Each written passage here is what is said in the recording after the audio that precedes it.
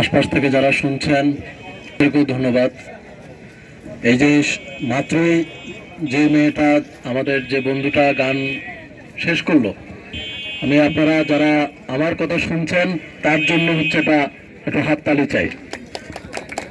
তবে একই সাথে আজকের মাতৃভাষা দিবসের যে আয়োজন গণতান্ত্রিক ছাত্র জোট চট্টগ্রাম বিশ্ববিদ্যালয় শাখা করলো, এই আয়োজকদের জন্য একটা হাততালি চাইবো। হাততালি দেওয়ার পর আমার কবিতা শুরু করছি। আমার যে কবিতাটা, এই কবিতাটা হচ্ছে আমার এক বন্ধু তিন্নর জন্য। তিন্ন হচ্ছে আমাদের মতো আপনাদের মতো একজন বিশ্ববিদ্যালয় পড়ুয়া কিংবা পড়ুয়া না, একজন তরুণ। 2019 সালের কোন এক সময়ে কবিতাটা লেখা। জানো তো তিন্ন, এই যে শহর তুমি রোজ আপোষ করো, এই শহরে তুমি ভাড়াটিয়া, তাও উৎপাদনশীল নও। যে বিদ্যাপীঠ তুমি রোজ নিজেরা ছাপিয়ে নাও, ছাপিয়ে যাও, সে বিদ্যাপীঠও ঠিকই তোমাকে তাড়িয়ে দেবে।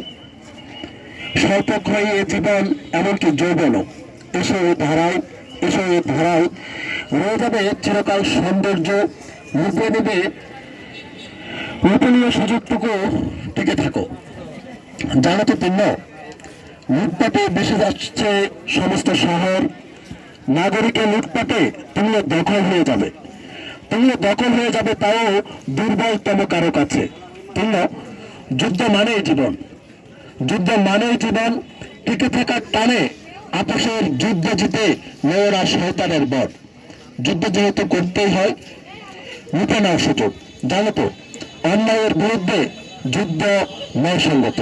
আর তোমার মতন যারা তরুণ, আমার মতন যারা তরুণ, জীবনের বড় সময় কেটে গেছে আপোষকামিতায়, তাদের রাগ, জিদ আর সংগ্রাম ছাড়া হারাবার কিছু নেই।